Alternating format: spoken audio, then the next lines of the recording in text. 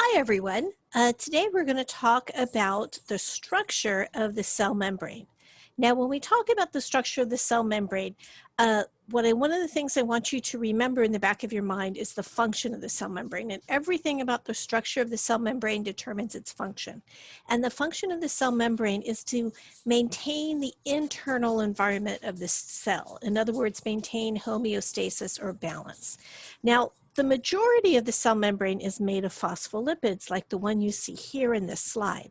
Now, it's called a phospholipid, and I want you to know this diagram is not to scale, because the phosphate is actually much smaller than it appears in this diagram here. But the phosphate part of the phospholipid is hydrophilic or polar, and then it has two lipid tails attached to it. These are called the tails, and those are nonpolar or hydrophobic because they're lipids. Now, as I said before, phospholipids make the majority of the cell membrane. Because they have a polar portion and a nonpolar portion, they're called amphipathic. So they're a little bit of each. Soap is amphipathic. It has a polar portion and a nonpolar portion. That's why soap can dissolve the grease on your skin, but then water, which is polar, can rinse the soap away, and the soap carries away the hydrophobic or nonpolar grease. Because they have hydrophilic polar portions, those polar portions face the watery environments outside of the cell and in the cytoplasm. And then the lipid tails turn inside, like my fingers here, to stay away from the water. Now, there are also proteins that are embedded in the cell membrane. Some proteins just are stuck on the surface of the cell membrane, either the internal surface or external surface. Because the surface of the cell membrane is hydrophilic, those proteins need to be hydrophilic as well. However, any protein that penetrates the cell membrane and comes into contact with the lipid tails, or any protein that crosses the cell membrane, is going to have a hydrophobic portion to it too, with amino acids that have hydrophobic R groups.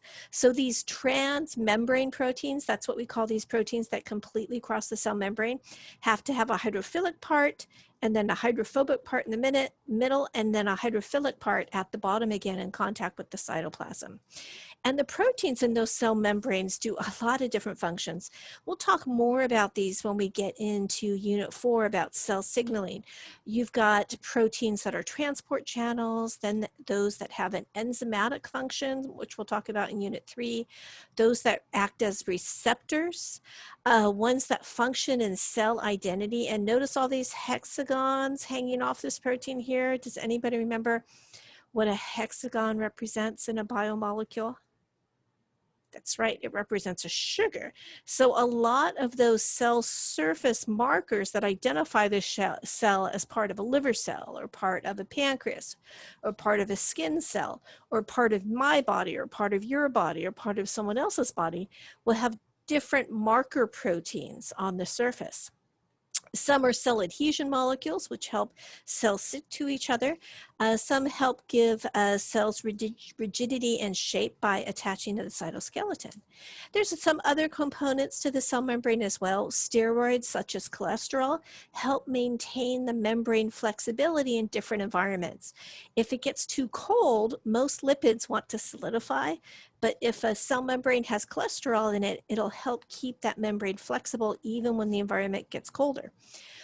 Conversely, if a cell gets too warm, lipids tend to melt, but cholesterol, turns out, when it gets warm, also helps stabilize those lipids and keep the membrane from melting away. And then you have the glycolipids and glycoprotein. The prefix glyco means sugar or carb, and those are really important in cell recognition. And this is just showing a picture of some of those things together. A channel protein is a transmembrane protein. An integral protein is what we call a protein that can penetrate the cell membrane all the way. Here we have a peripheral protein on the outside of the cell. Here we have one on the opposite side of the cell. And these proteins that have these little red chains hanging off of them, those are carbohydrates. So those are proteins that are functioning in cell recognition. So just remember that the backbone, or the majority of the cell membrane, is made of phospholipids, and proteins, steroids, and glycolipids provide really important functions to the cell. So I Hope that makes sense. Have a great day, and I will see you next time. Bye.